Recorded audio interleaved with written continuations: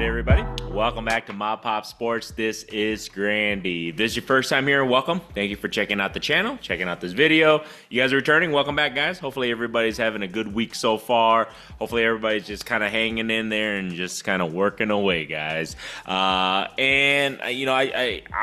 finally gotten it back into the grind, I guess you can say, after the show that I just did in Denver here, the in-person show. So just been kind of working this week, listing things, reorganizing a few things of my lots, and then just some of the stuff that I purchased at the show and everything. I'm just kind of organizing that and listing that and getting it up on the eBay store and everything on that end. So don't forget, check out the eBay store. Every little bit helps, guys. Feel free to make an offer and anything. So, but let's get into a quick video here tonight. Today, I just wanted to kind of, just a few myths or debunk some things that people think what it's like to sell sports cards, whether it's for a living, flipping, part-time, side hustle, whatever. Just a couple, I wouldn't even say myths, just kind of realization, I guess you can say. So, the big thing is, because I do have a lot of people who ask me these things, my friends and stuff. So,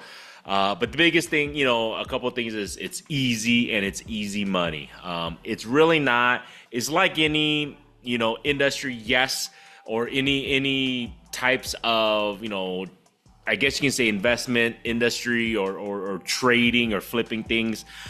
There's always that possibility that you hit perfect at the perfect timing, or you have the right card or whatever, or the right situation where you can make a good chunk change, a lot of money. But in reality, I want to say 95% of the time, it's a lot harder work than anyone thinks to flip cards, things like that.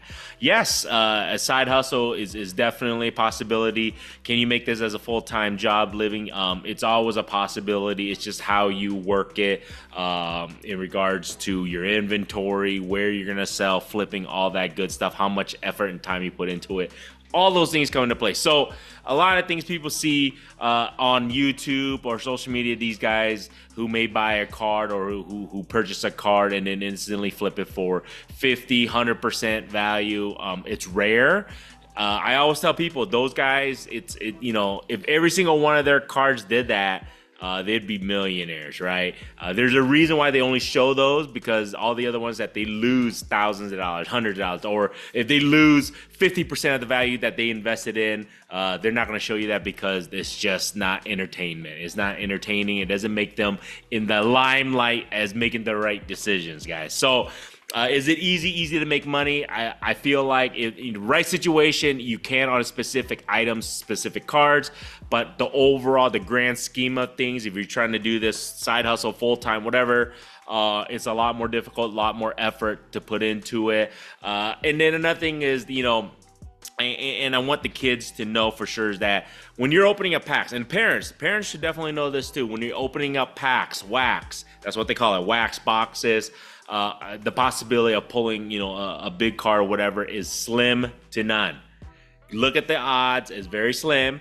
The moment you hit one, it takes probably 100, let's just say 50 boxes or 50 retail boxes or whatever, how many boxes to technically hit that big one. And even if you hit the big one, is it even a PC, or if it's something you're looking to flip, or whatever the case may be, it's very, very difficult to do. It's gambling. I want you guys to know that. I want the kids to know that it's gambling, guys. At the end of the day, it's a lottery ticket. You're hoping to scratch it off and you hit something, and hopefully you hit something big, something to even get your money back, of that box.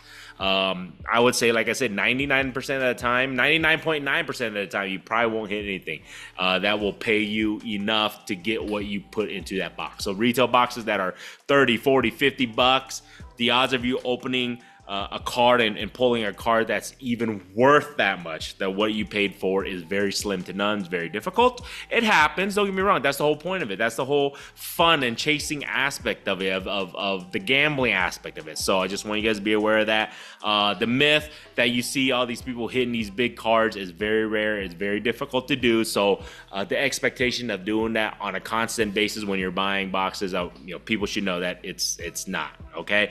A lot of people are like, well, you should know this. this. If you're getting the hobby, you should know that. Some people don't. Some people look on social media. Some people see videos or see people who pull big hits or whatever, and they expect that at all times, and then they get super disappointed.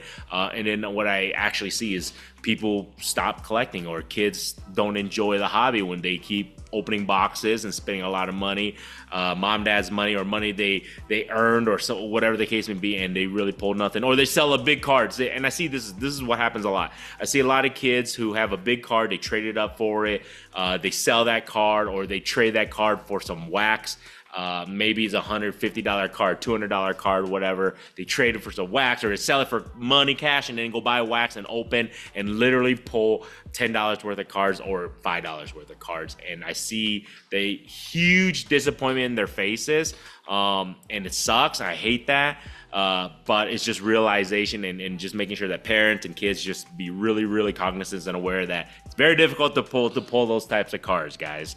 Another thing, the myth or realization of is that all vintage or all Hall of Famers or all superstar athletes, whether basketball, football, baseball, hockey, whatever the case may be, they're always going to go up. A lot of people think that. I have a lot of friends and family who actually ask, like, hey, this is a Hall of Famer. He won blah, blah, blah Super Bowls. He won this many championships. He's in a Hall of Fame. His stuff should always go up. No, it's not always the case, as we all are, or we should all be aware. I'm not saying that we all are aware, but we all should be aware is that not all cases it will go up. It's all about supply and demand. Is this specific cards that is rare, specific card that people want, and the more people who want that card, the rarer it is. Obviously, the more value it creates. And the thing is, people have to understand that there's many types of cards of Jordan. Let's say Michael Jordan, possibly the greatest player of all time that people can argue, but not all his cards are gonna always keep going up. Specific cards that are rare, specific cards that people are looking for, yes. But in all reality, not all cards will be worth it, especially in the 90s. That's called the junk wax era for a reason. They printed millions of his cards, and that's the thing that people have to realize is that not all Hall of Famers, not all players are always going to keep going up in regards to value.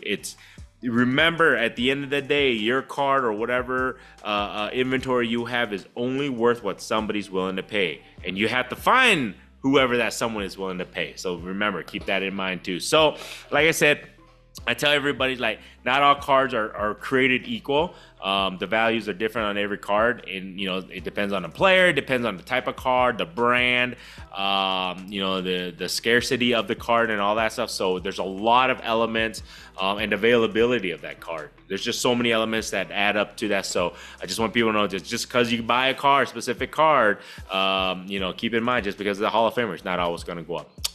Another thing and last thing, I guess you can, I'll just talk about, because I want to make this video as short as possible, but is that your value on whatever cards or whatever inventory you purchase is not always the same value that others. Just because it comped last month or last week at a specific price does not necessarily mean I'm going to value it, or you're another buyer or another person's going to value at that specific price. Don't get butthurt when you go to a show or when you're trying to sell a card on eBay or whatnot, whatever, and you don't get what you're looking for value-wise, because people value things differently. You always keep in mind. I always tell everybody, use your comps, everything from eBay, sold items, 130 point, alt, whatever application, software you use to get your comps of whatever those cards are selling at. Use it as a guide, but it's not the all of be all. Remember, I may value your card way lower than what you're currently valuing it, and whatever you paid into it. That's the biggest thing, is that understanding people have different values for specific cards. Don't get butthurt. It's all relative. The card is all relative to whoever purchased it and all that stuff.